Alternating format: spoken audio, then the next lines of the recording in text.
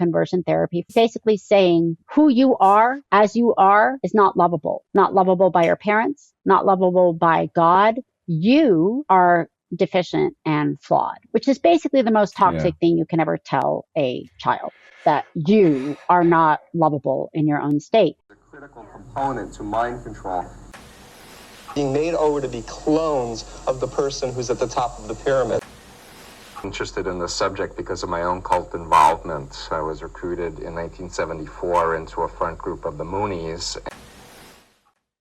Hello, I'm Dr. Stephen Hassan with another episode of my podcast, Cults, Culture, and Coercion.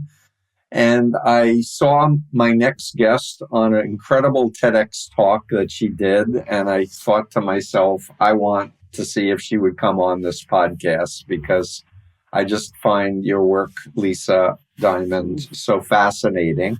I just do a short intro. You are a American psychologist, feminist, professor of developmental psychology, health psychology, and gender studies at the University of Utah. You've been researching sexual orientation development, sexual identity, bonding, wrote a great book in 2008, Sexual Fluidity, Understanding Women's Love and Desire. And you're an activist.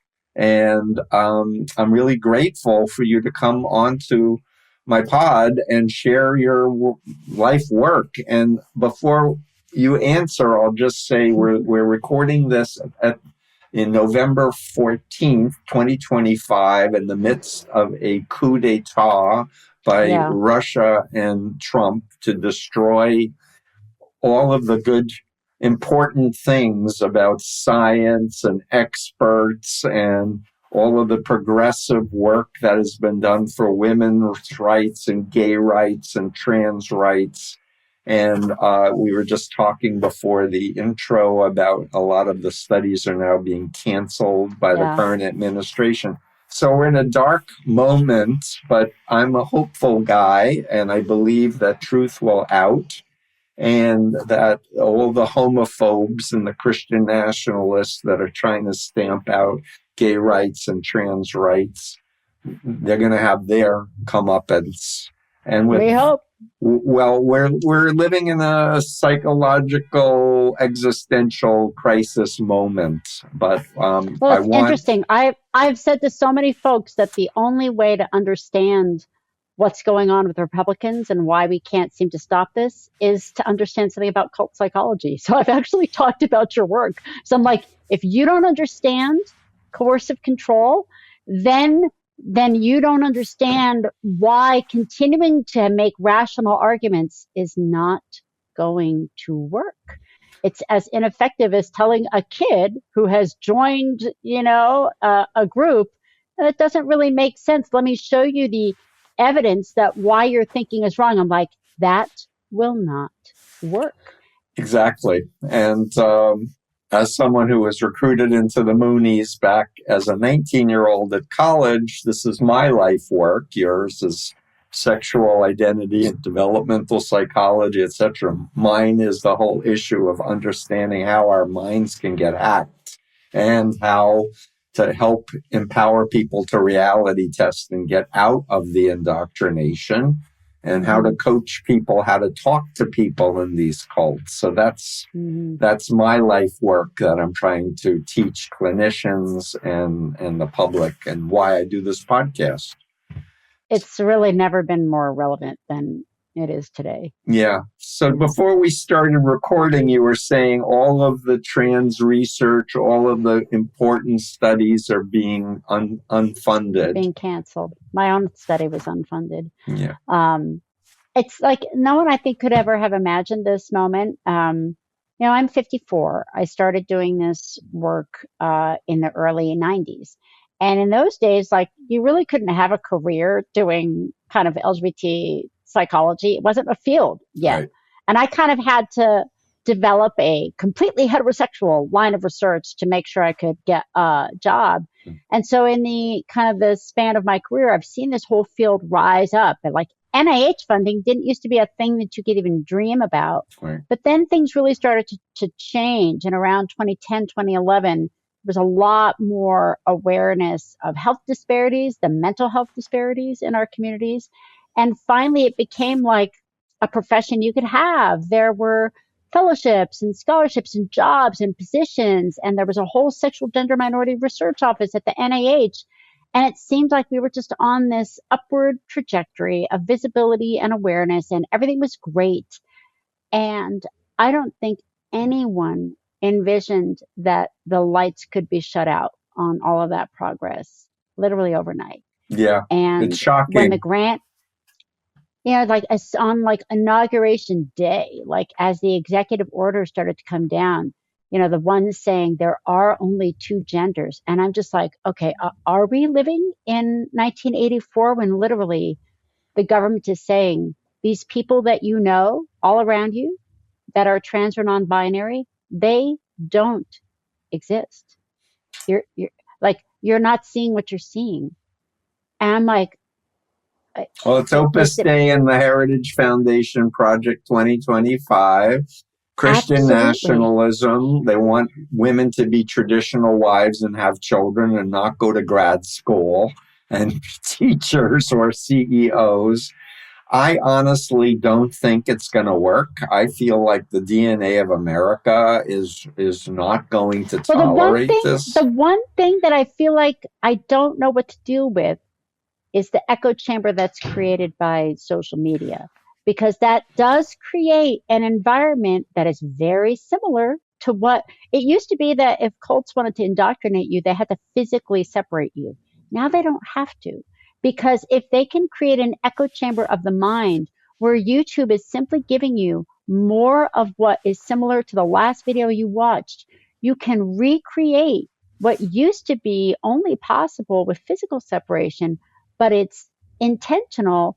The algorithm is invisible, so you don't see it doing what it's doing. And so I feel like everything we learned about how to fight this indoctrination 40 years ago doesn't apply, because we have to find a way to get through that informational prison that is what makes this moment really scary to me, because I don't right know how to fight on. that. You are echoing what I've been teaching. We're in World War III and it's psychological warfare, and they are using AI and all of our personal data, because we have no personal data protection in the United States. So when you find one of those messages, it feels like it was meant for you.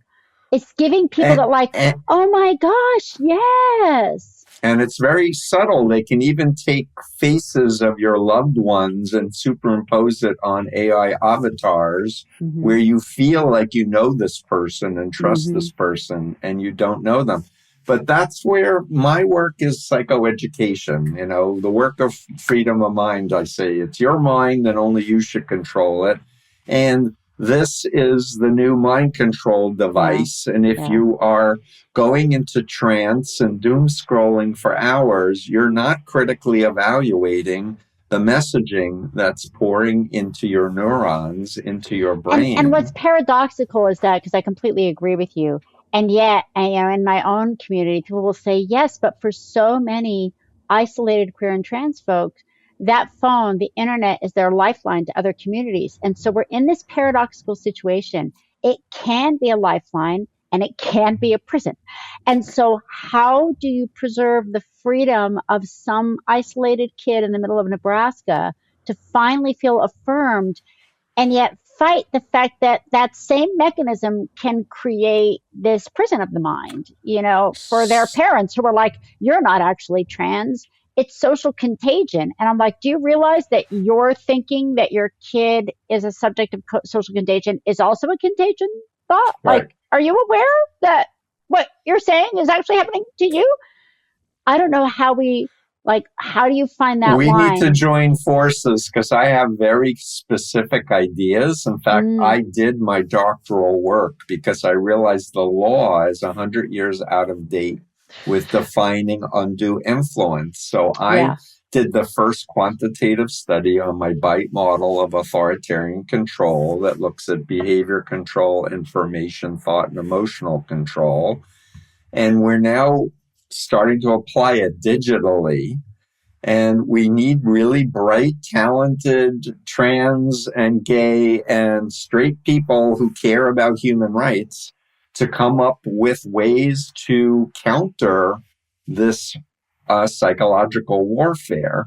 And And I AI just want has to just complicated it emphasize, even further. Like now it's like, and I was just seeing the other day, like most of the new jobs that are available in academia and in psychology have some AI element. And so I say to folks, if you want to fight what's happening to us, get really smart about AI and get in the game, because our laws have also not caught up to AI. I mean, the right. speed with which it has taken over, it's been so fast. And so you're absolutely right. Our laws were already out of date. And that was true before AI came on the scene. So do you happen It's to crazy. know a digital Taiwan, Lisa? Mm-mm. So I'm going to butcher her name, but it's a trans woman. I want to say Audrey Tang, but I could be wrong. She came up with a way to counter Chinese communist psychological warfare Oh, on the wow. people of Taiwan. And it's brilliant.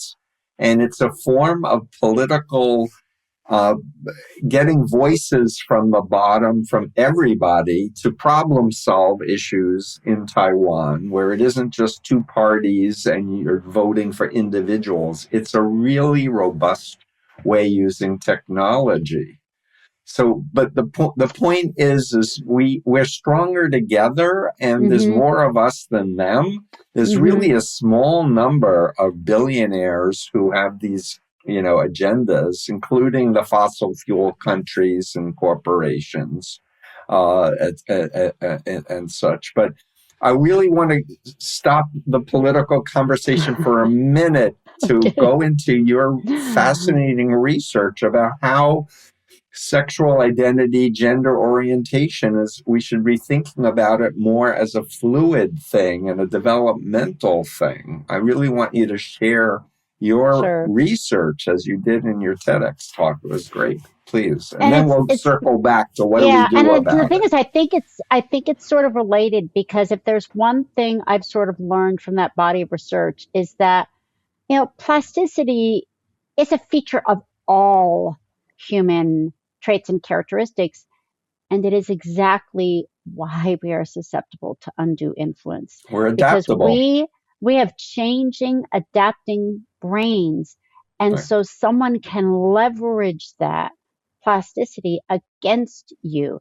If we were all, I like to say, like, the main way we know that the born that way argument is wrong is that there is only one way that humans are born, and that's changing. We're changing from the moment we come out.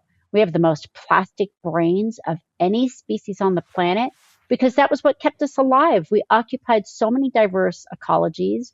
We're born more developmentally immature than any other species on the planet. And that's because our heads were so big that the only way to get out of a human womb is for us to be born at only 9 months, which is basically uncooked.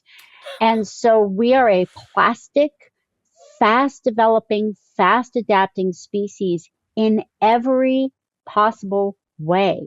And so maybe it surprises us when it's something that we have these sedimented ideologies about, like gender or sexuality. But the fluidity and plasticity that we see with gender and sexuality is also true about every other aspect of us. It is our defining characteristic. It is the master app for humans, is our ability to adapt. And so that adaptation can be turned against us, or we can embrace it and it can be the strongest and best thing about our resilience. Exactly. I want you said it amidst all of the brilliant things you were just saying, but I want you to spend a little more time attacking the myth they were born that way. You just And mentioned that it, but myth, and I'll just provide a little context, because for a while, a lot of folks would say, "Well, isn't that a pro-gay thing to think? After all, there's the Lady Gaga song, born that way means that I am who I am. Just accept me as I am." And so and I'm like, yeah, the affirmative thing there is accept me as I am. You need not presume that someone is a fixed thing in order to accept them. Like, where did that kind of come from? And yet we actually know where that argument came from. It was a response to Anita Bryant. in the 1960s when she had a campaign to prevent, back in the 60s, to prevent laws that would allow gay people to be school teachers.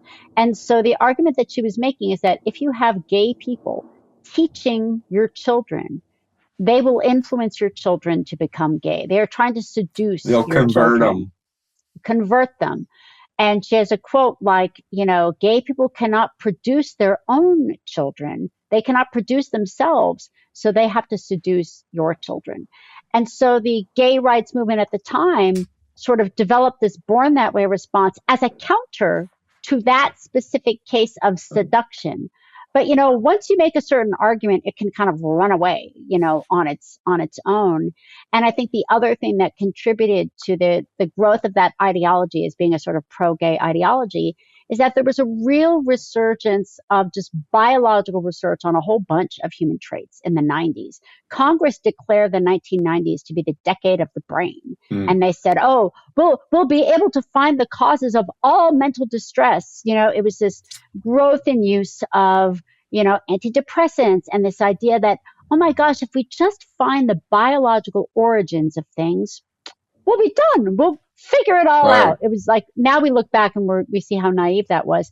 And so that was really when a lot of biological research on sexual orientation began. And the hope was that, if you can prove that there is a gene, like a switch that goes off, then it will be so clear that you can't seduce folks into being gay. It's genetic. And therefore, if we can just say that you're born this way, we will have eliminated this noxious argument and we will have won the battle. So like looking back, you can see why it made sense at the time, but it was impossibly naive.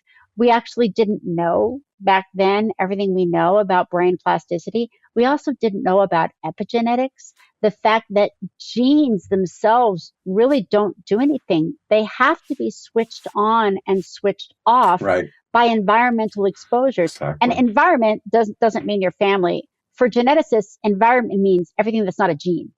It means the water, it means the air, it means the prenatal fluid, it means everything that's not a gene is the environment. And we don't know what all those environmental influences are, but we know that no gene codes for anything. Genes code for protein synthesis. That's all they do. So the pathway from anything genetic to a complex behavior is a very long pathway. If I may add, I had another guest on my podcast, Robert Lustig, who's a pediatrician and an expert on how evil sugar is. And he was complaining about the same point you were just saying, that there was this overemphasis in NIH on biology and not looking at the advertisements from the big food pushing sugar and addicting people and just the health consequences to our metabolisms and such. And and the other key thing about the human brain is that it's a social brain. Our brains are innately social. Social information is privileged information. And so when you have false information that's coming from social others, our brains treat that as a high priority signal. We evolved to treat social information as more important. So that means our susceptibility to that is even sort of, stronger. And so if you're in a society that says, oh, the pro-gay thing to think is that you're born that way, then like your brain's like, okay, I guess that's, the way to think. And I was like, this is really interesting because I don't know, it's like, if I think about all the queer people I know, they don't experience themselves as being quite that like rigid. And yet this is like the message the that ideology gets, sent. And so when I started, doing, and the only reason I started my study, so I started my study completely unfunded, completely kind of cockamamie study that I started in the 1990s when I was a graduate student. And it was mainly motivated by the fact that I couldn't really find any studies of women's development. There were very few studies of kind of queer identity development at the time, and they were all studies of men because it was easier to find men. You couldn't advertise a study on social media. You had to literally like put up flyers and be like, do you want to be in a study? So I set out to just see if I could put back some of the missing information.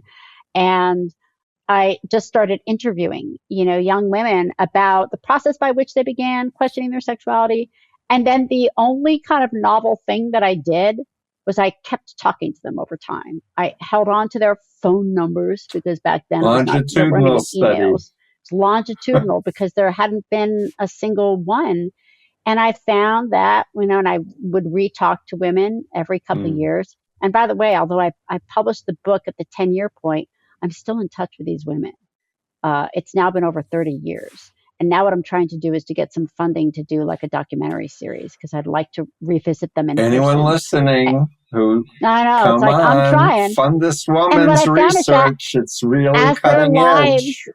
as their lives changed, the way they experienced their sexuality changed. Sometimes they would meet a person, and this was true across all sexuality. Sometimes there'd be a lesbian woman who's like, I kind of fell in love with my like male best friend, and I'm not really that interested in men, but this guy, like I have this really profound connection to. And then the exact opposite would happen with a heterosexual woman who's like, I'm not but this woman, like, like her. And, and, and over, they would often say to me, maybe you shouldn't include me in your study because I might be a little bit weird. And I'm like, well, then you're all weird because everyone is describing this. Not everyone to the same degree. There were definitely some folks who were more stable. So, I argue that fluidity is a basic human capacity, but it's greater in some individuals than others. And, at the time I wrote the book, I thought it was more common in women than men. I don't think that anymore.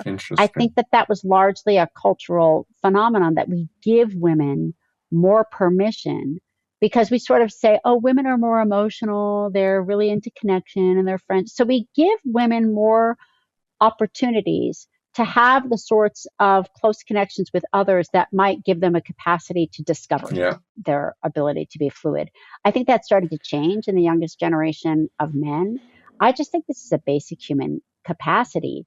And so, what I just found is like, that doesn't mean that sexual orientation doesn't exist. It does. It's just not the only influence on our patterns of sexuality and behavior over time. It's like humans are flexible and relationships are the most important, they're the most important part of us as a species, as our relationships. So you would expect that for humans to survive on this planet, we need to be incredibly responsive to the opportunities for intimacy and safety and connection and nurturance around us. And when those opportunities present themselves, our bodies and our brains open to them. And that is the best and the most beautiful thing about humans. And so, it doesn't help for us to try to build a movement for LGBTQ rights that doesn't take into account the best thing about humans. That was beautiful. And so what I argue is that it seems like a good argument to say we're born that way. It's kind of an anti-human argument. Yeah. There's so much richness here, and I hesitate to say I love you, but I appreciate you. I appreciate your brain. I appreciate your deep understanding that resonates with my research and my experience as well. And I do want to say that, what are we going to do with the funding being taken away by this authoritarian regime? But people need to find experts like you to be the Well, that's what's also hard is because now it's harder for people to differentiate between actual science and junk science. And it used to be that that we had a really clear distinction between peer-reviewed articles on scientific topic and then just like junk that you find. But now anyone can create a fake journal and anyone can make it seem like something is scientific. So our ability to even differentiate between science and non-science has gotten harder. And so what I say to folks is like, buyer beware. If you decide that you want to delve into the scientific literature, it's really good to get really up to date on what a peer-reviewed journal is, what an impact factor is, because now they have so many fake journals that actually do these reach outs to junior faculty and graduate students who have no idea. And they'll say, do you want to publish in our journal? And they have a name that sounds kind And of they want you good. to pay them. And they're like, all you have to do is pay. Right. And junior folks don't realize that this is a scam. Right. And so that is like one of the things I think is most dangerous, is that folks are attacking science at the very same time that people are having more trouble even for, like, oh yeah, the attacks land because no one can even figure out like what is the difference between science and non-science. And that, I don't think any of us could have expected that. Well, either. I'm older than you, and I like grew up in a family where we listened to the radio, and then we got a black and white TV. Okay, so I'm like, I have more grounding in real life, IRL. Yeah. And I've been talking about brainwashing and mind control for 49 years, done 5 books, 4 TEDx talks. It's like I have a body of knowledge. So I like to think that the people who find me can realize I'm not just invented. I'm not AI. Like I have a track record.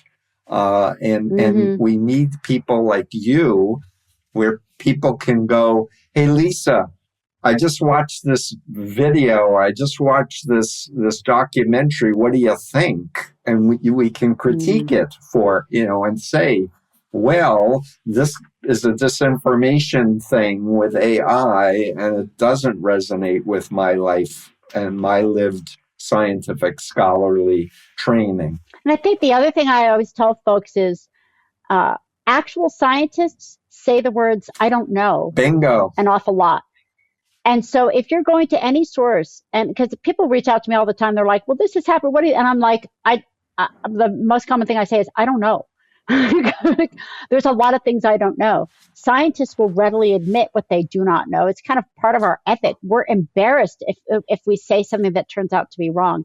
So if you're going to any source and they don't ever say that they don't know something, you should be concerned. Right, or change your mind. There's a lot to not know. I say, I'm willing to change my mind. Show me the peer-reviewed journal articles. Show me the evidence. And it's like, I gave a talk, because people are like, oh, Lisa Diamond, she thinks that sexuality is more fluid in women. I actually gave a talk that said, I was wrong. I was wrong. Men are fluid too.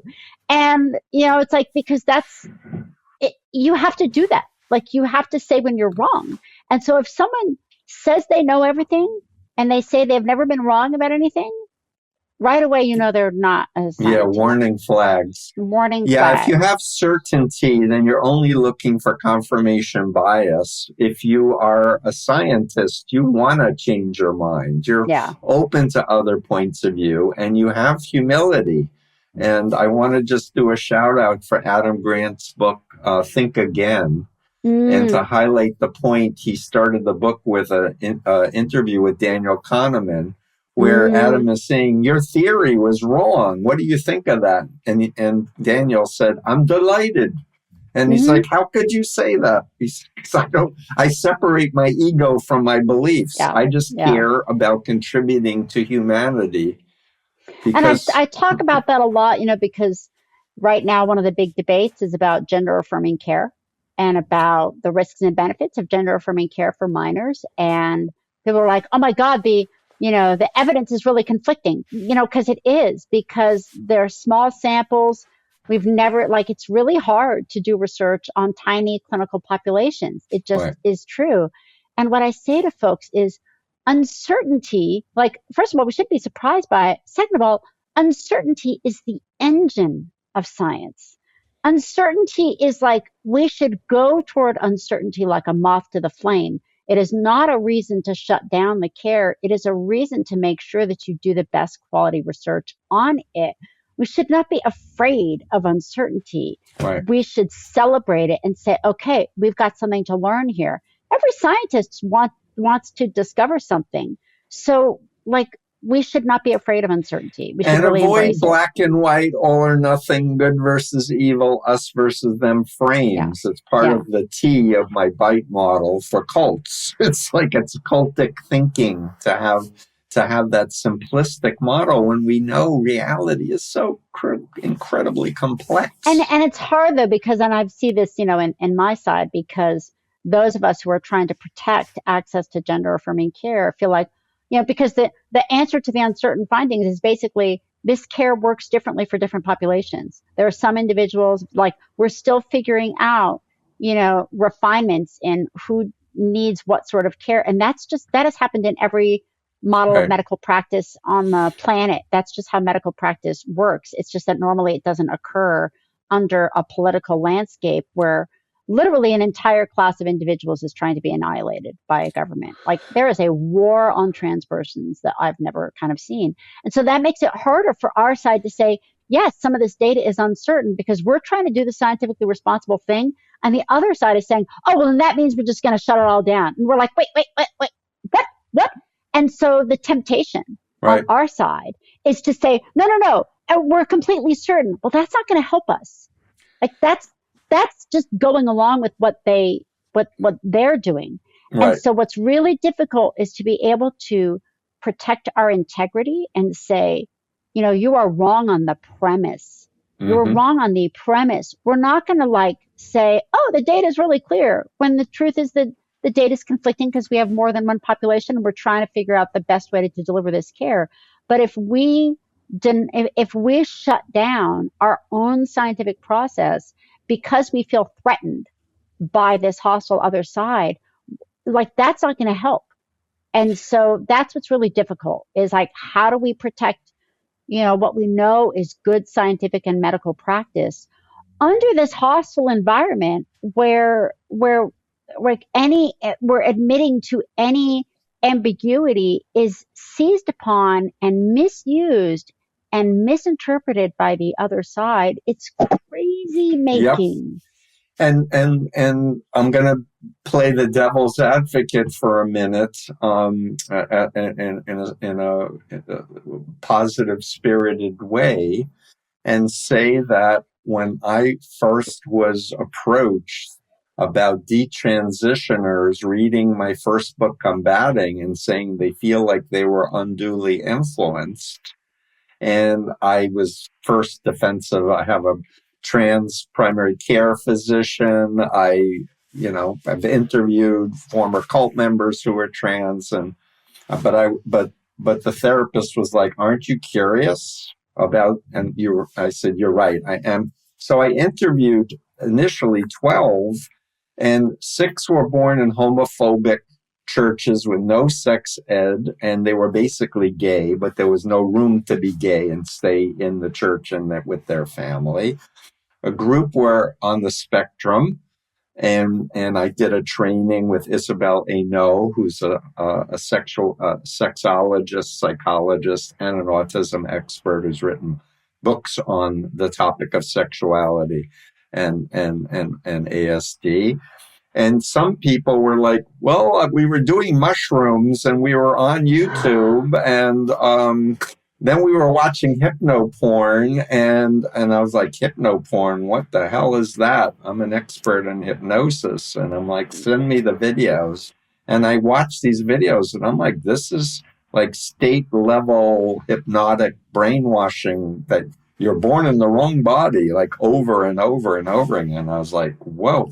So when I finally, I was writing The Cult of Trump, and I was like, I can't go in this rabbit hole.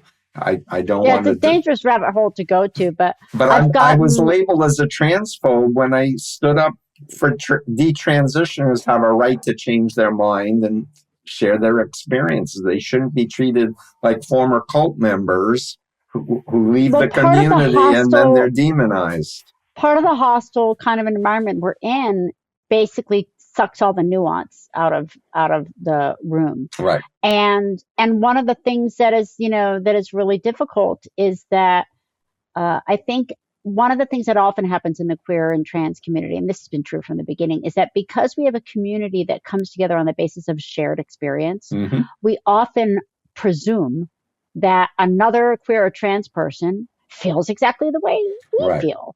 And we have a lot of trouble acknowledging and validating experiences that are different from our own. Yeah. Because the whole way the community came together was, oh my God, I felt alone. I felt, Sure. I didn't understand. You felt the same way. Oh my God. And then we kind of overgeneralize Right. that similarity. And I found that often in the women that I interviewed. They'd be like, well, my friend says they knew from when they were age 8. And like, I didn't. So am I wrong? Like, am I not a right? And so we have to, and I actually just wrote an article for a journal called Child Development Perspectives that was specifically on gender variability. And the fact that although a lot of therapists think, oh, if I'm treating a trans person, that trans person has known they were trans since as long as they can remember, because those are the stories I hear on TV. Right. And yet now we know, like, yeah, that's one pathway.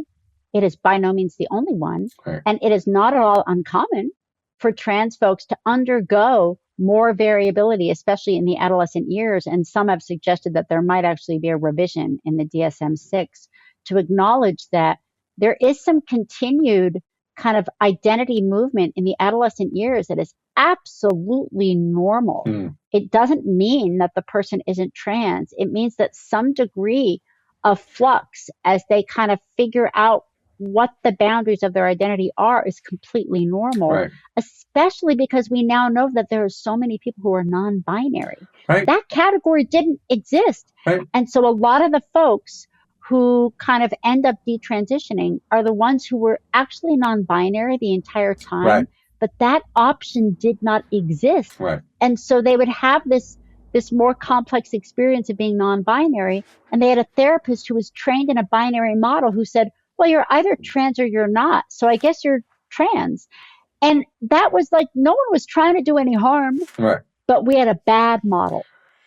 I And they have so a bad appreciate model. you. I so appreciate your psychohistorical sensitivities and your appreciation. I'm so glad to know you and that you're in the world. And thank you.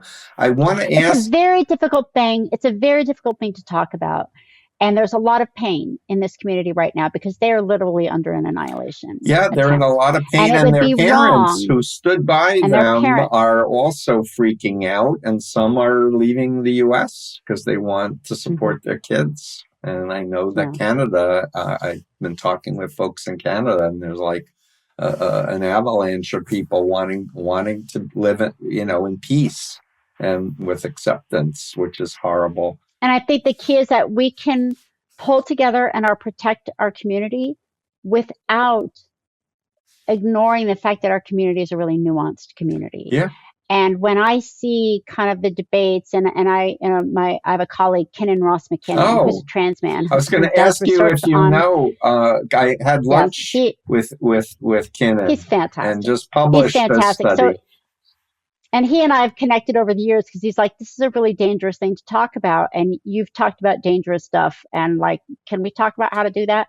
And so he and I have become friends. Cool. And one of the things that I've sort of come away with is that the real problem that is sort of harder to talk about is that some gender affirming care has been done by practitioners who were sort of wiser than others. And if you had a practitioner who was like, well, okay, you're this, and this. Okay, we give you this and bye-bye. Like, that's not a problem with gender affirming care. That's a problem with just sort of insensitive care. And the truth is that a lot of folks, were trained in a very binary model. Right. And we're now getting more updated. And so I've also learned a lot by my colleague, Scott Leibowitz, who's a practitioner of gender affirming care for adolescents. And he talks about how, we've made this false dichotomy between long, slow, careful assessment and access. Right. That, because he says you really do have to go slowly. You have to build a relationship of trust with your patient so that as they go through this thing of like, am I more non-binary or binary? And I said, well, how do you make it so that the kid does not feel shut down, or do they not feel like you're gatekeeping so that they don't feel like, and he said, it's the relationship, Lisa. He's like, the reason that I can go through that process with the kid and they don't feel that I'm kind of negating their experience is because I have taken the time to build the relationship of trust Right. first. And unfortunately, our medical system, they give you like 10 minutes with a provider. And so that's why I'm like, wow, it is our social brains at the end of the day that will also save us. That the best way to handle these complexities is to connect and to realize that every single trans kid coming for treatment is an individual. And they need a practitioner who's going to say, tell me your story. Let me partner with you. And together we're going to figure out exactly what you need. I'm going to throw away, like there are standards of care, but my priority is you because I have standards of care for the population, Great. but you are not the population. You are you. Right. And your experience might be different from every other kid I've seen. And my priority is to hear what you need and to advocate for you. Amen. And that is the solution to this problem, is to go individual by individual. And when I first was learning about folks on the spectrum, a wise pediatrician colleague of mine said, everyone is an N of one, Steve. So true. So true. And unfortunately, our medical system is not really set up well Right. for that. The medical model only sees two categories, sick and well. It's like, that's not, and so one of the complexities of kind of gender affirming care is that it's a really complex population, but a really simplistic medical model. And it's not paying attention to developmental issues. It's not paying attention to psychohistorical process issues. It's not.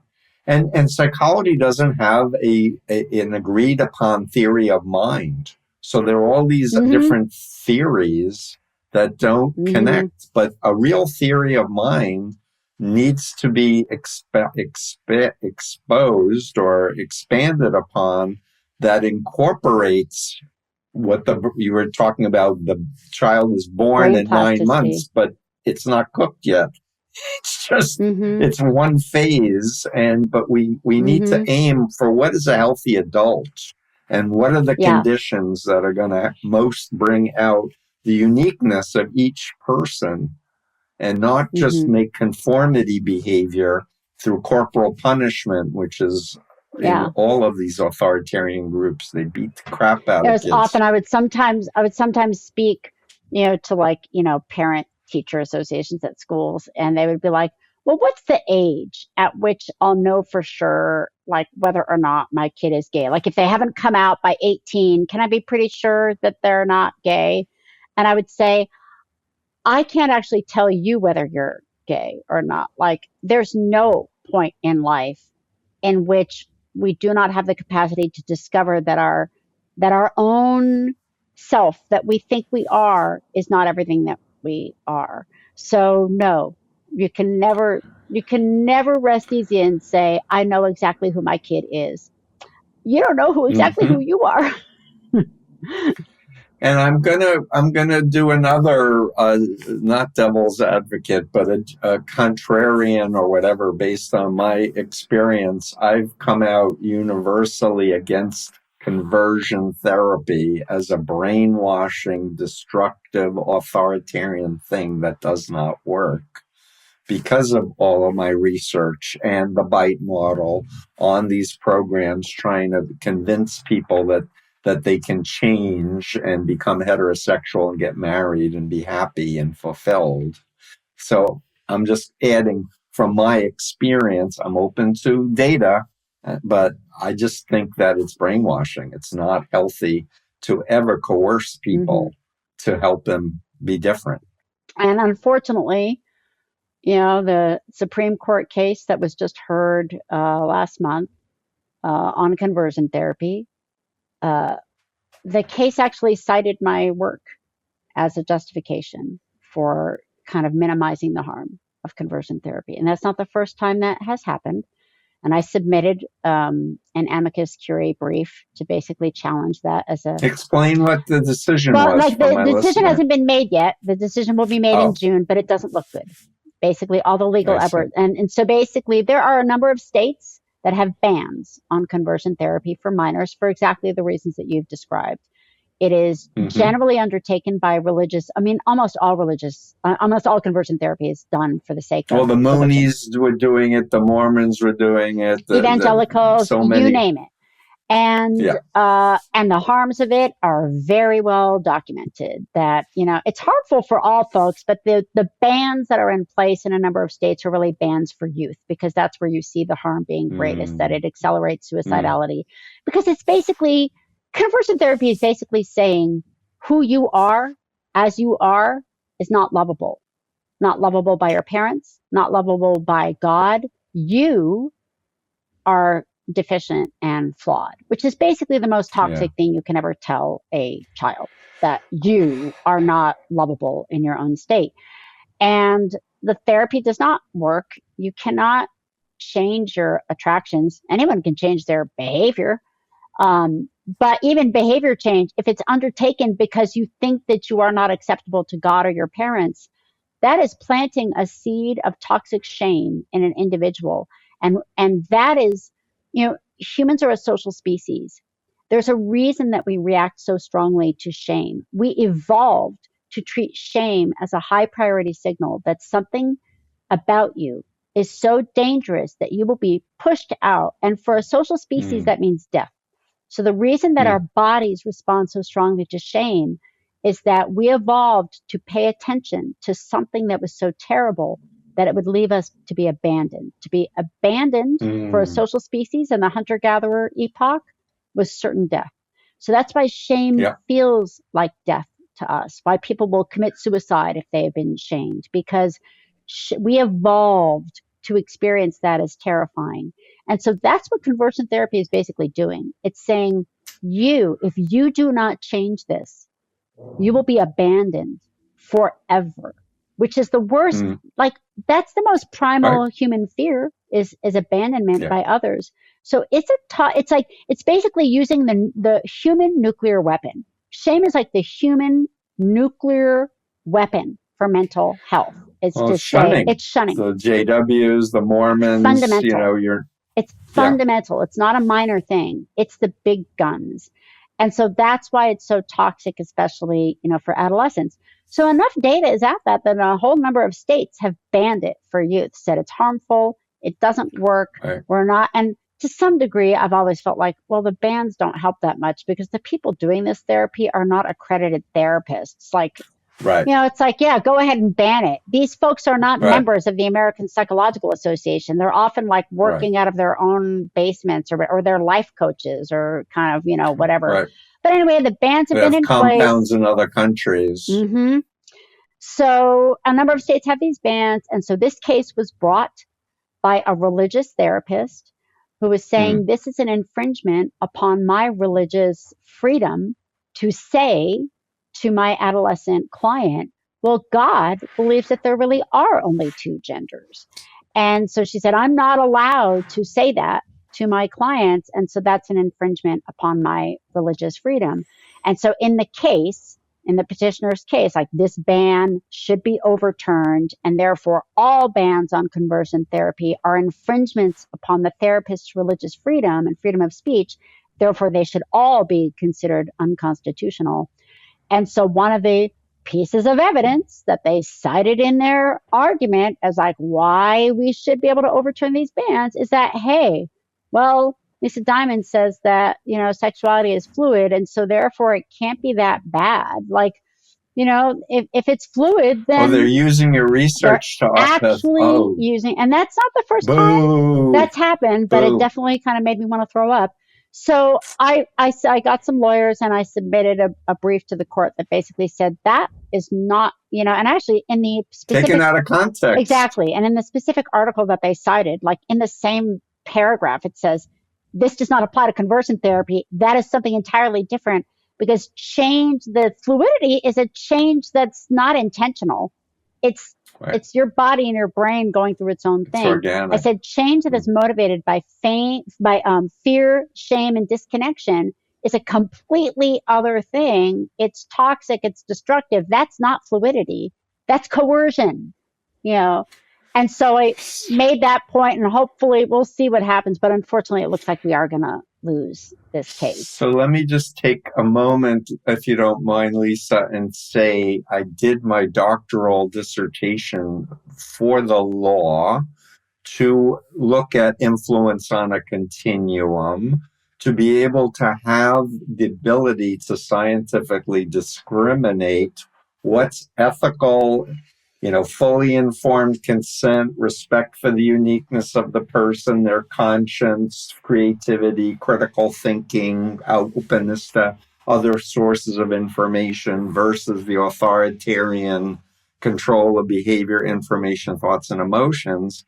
And so with my model, if it ever gets adopted, it will actually challenge that religious freedom argument, because if we go back to using the right wing's religious dogma of the Garden of Eden, Almighty God didn't brainwash Adam and Eve to be obedient. The plan must have included free will and choice and following through faith and love and not out of coercion.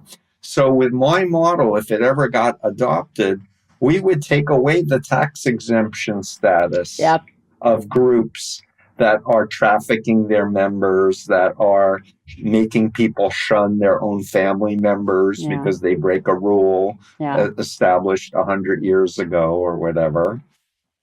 So I'm trying to take my body of research and apply it in a way that says, yes, we should have religious freedom, but the beliefs of a healthy religion includes respect for the individual to choose. And if they don't want to be a member of the Mormons anymore, and they want to be an atheist, or they want to become an Anglican or an Episcopalian, they should have that freedom. Or they find a way to experience their religion in a way that is less harmful. And I've learned a lot about that. I knew nothing about the Mormon church when I moved to Utah. I've now lived here for 26 years.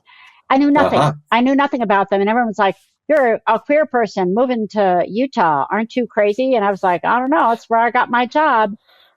I feel like landing here and learning about that religious tradition and becoming close to the sort of queer and trans community here has been the greatest gift of my life. I've learned more. Say some words about that. I didn't understand how it was different from other churches. I thought it was just like another religion. And I was not raised religious. My dad was an atheist. My mom was raised Southern Baptist, but our best friends were Jews. So we kind of celebrated all the Jewish holidays. And so, I'm Jewish. I had this really deep connection to the idea of community, ritual, faith, but no one was really doctrinaire, right? It was more like religion as community.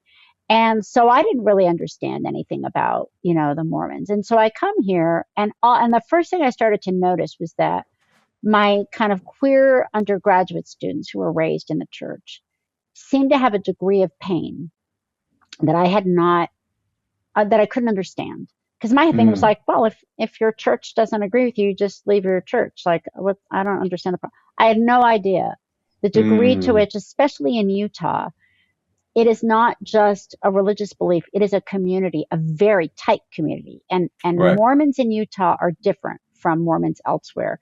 And the entire community is sort of structured geographically. Like you worship like within certain geographic regions. So the people you worship with on Sunday are the people you see every day. They are your social circle. The church has a lot of activities. They take up a lot of the hours of your week. So your entire world is bound up, not just by ideology, but by a group of people. It's sort of the social brain again. These are the people around you. Yeah. And so for queer and trans folks, and the church's views about religion and sexuality are pretty clear. There is no way, the heaven for members of this faith tradition, is called the celestial kingdom. And in the celestial kingdom, you are reunited with your family and your ancestors. And the thing that they say distinguishes this faith tradition is that family is forever, that you will never have to be disconnected from anyone in your family ever again, unless you fall away from the church teachings. And so in the research that I've done on sort of religious trauma among queer and trans folks raised in the church, the message that they hear that is most destructive and that rings in their head like a bell that can't be unrung is eternal disconnection. That their sexuality, their selfhood will disconnect them from the people that they love forever.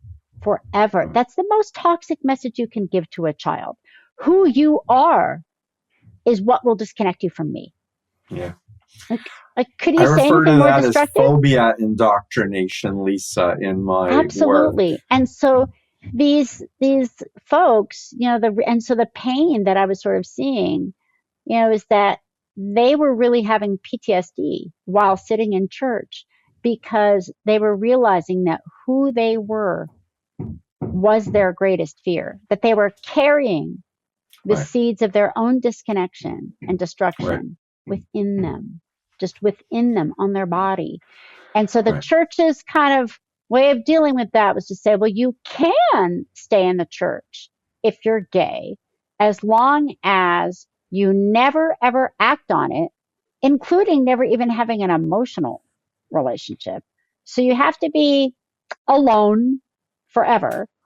And you have to sort of renounce it. You just sort of have to say, like, that is not a good way to be. I don't ever want to be that way. And they also give the message, which is a real kind of problem with regard to suicidality, that if you resist this terrible, if you bear this burden in this life, God may lift it from you in the next. Well, that's a really helpful thing to say. So I and have for a trans whole folks, there's no hope for trans folks. God only sees two genders, and so there's nothing else. And so, the struggles that I've seen in this community are really kind of heartrending. And yet, I've done a lot of interviews with parents who are still active in the church. Yeah. And I have been this is why I feel like it's such a gift. I have been so moved and so bowled over by the ability of some parents to manage to hold two contradictory truths in their mind in order to love their children. And that the ones who manage to make it through develop a nuance that I'm like, I don't even know if I'm that nuanced. Like there was this one parent who was like, she's still a member of the church. Yeah. And she said, she's a trans daughter. And she said, I know that according to the doctrine of the church, I will not be with my daughter in the celestial kingdom. But I just know that I will. And I said really gently, I'm like, so how do you make those two things fit? And she goes, I don't need to. But my love, I know that. And I think one of the things that is most harmful that a lot of religious traditions do is they teach individuals to distrust their gut instincts, their love, their desire, their impulses. And it's when parents reconnect to that parental instinct of protection and love, it's when a parent can say, oh, I'm not going to distrust that. Oh, I'm pretty sure that's right. So if I'm going to let that guide me, then I will be fine. So in my model, Lisa, I talk about the authentic self and the cult self. And that is literally it. And former Mormons who read my books and listen to me talking about other cults, they go, oh, that's just like the Mormons. So it's a strategy without attacking the group the person's in directly. You show models of what's healthy. It's the practices. I say to folks, it's not the prophet, it's the practice.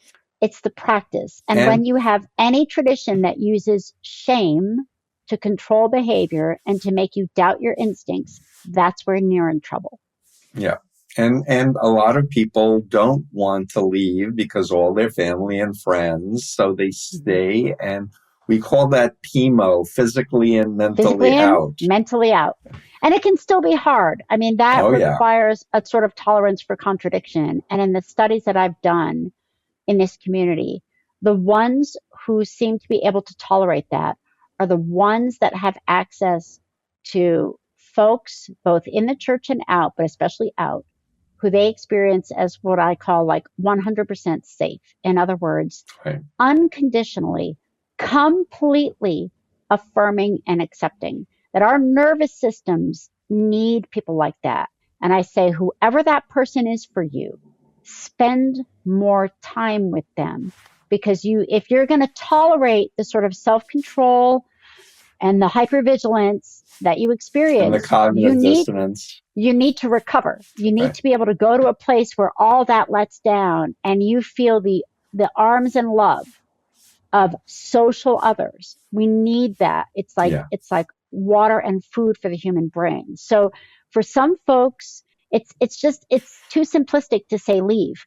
Like that was the mode I was in like Right. 25 years ago. And now I realize that was a stupid thing to say. Like it's not that easy. You have to find a way to maximize your safety. And so for some folks, disconnecting from everyone they know in the church is not going to help them. Right. What they need is to get enough safety outside the church so that they can tolerate that dissonance and be able to connect into, I know who I am. I know that I am worthy and I am loved. And so I can hold two truths at the same time. Like these people Or two are saying that, realities. yeah, that this were like everything I am is wrong, but I know that I am good and I know that I am worthy. And I have people that sort of, embrace that. And there's a lot more folks in the church that are managing that kind of dual strategy. And there's a lot of controversy about it. I've had students fighting in my own class, some saying, you're deluding yourself, like they'll never accept you. And like I say, no one gets to judge anyone. Everyone has to figure out what balance is going to be right for them. Nobody knows what anybody's family or circumstances Right. is. You just have to figure out, how do you develop the social safety that's going to allow you to be healthy and secure in yourself. No one should have to choose between themselves and a group of people. For the human brain, that's a disastrous choice. Yep. But we just have to, and I say the best thing to do for folks who choose to stay in the church is to help them build safe, nurturant connections, both inside and outside the church, so that their kind of tank of affirmation and love is full, so that they can tolerate, hard days at church where they're listening to messages that are really hard for them to listen to, because Right. that's not the only source of safety for them. They've got like another form of safety. And so I'm like, no one has to make a decision to leave or stay. What you have to make a decision to do is to build up your social safety wherever you can get it. Lisa, you are a wise person. Your students, and we were going to have one of your doctoral students on, but he didn't make it. So we just, but I'm grateful that we were able to connect you and I. I'm totally open to doing a follow-up with your student too. And if you're doing therapy with people, your clients I are don't do therapy. I always say I don't help anyone. I just think about them. Well, But I have to say, the therapists, I have met some of the most amazing therapists in this state, who many of whom were raised, in the tradition, so they understand it and they understand the nuance and the complexity. Yeah. And what a lot of folks in the church now say is like, nuance is what will save us. It's when we stop saying that anything is all true or all not true, and when we have some appreciation for nuance and human complexity, and allow people to choose how much involvement in the church they want to have, and to choose which things to believe or not to believe, instead of putting it as an all or nothing, black and white, in or out. Like whenever you've got that black or white thinking, you're halfway to trouble. Yep. And love is not intellectual, and you feel it in your body, in your soul. I don't know. I believe in soul, whatever that is, the spark, the divine spark, or whatever. But I just want to thank you for being you. I want to encourage my listeners to go check out Lisa's TEDx talk. And we're going to do a blog on Substack, and you'll put links to all the studies you want people to know about. And we're stronger together. We are. I mean, if there's one message, it's that we're a social species. that whatever else we do during this time of trouble, connect. And I say to folks, if you want to know how to get through this time, take a look at your social circle right now. Pick two people who you're not that close to, but you really like them, and make a decision to spend more time with those people in person. Do it for a year. In person. Just invest. Yeah. And if you do that, your social brain will take care of the rest. But we're all a little bit more disconnected after the pandemic. We never quite recovered. And so that is how humans survived on this planet. We survived by gathering. And spend so less what can time you do? on this. Less time on that, more time in person. Yeah, face-to-face. music, creativity, dancing. Waste some time together. Dancing, singing. Playing. I think Bruce McEwen is a psychiatrist. He co-wrote a book with Oprah called What Happened to You? And it's about early trauma. And he talks about the fact that, you know what, trauma is nothing new on the human planet. Humans have been traumatized forever. And there's like 4 things that humans around the world and across history seem to always do. And they connection to clan and to nature. I'm a big fan of nature as a healing influence.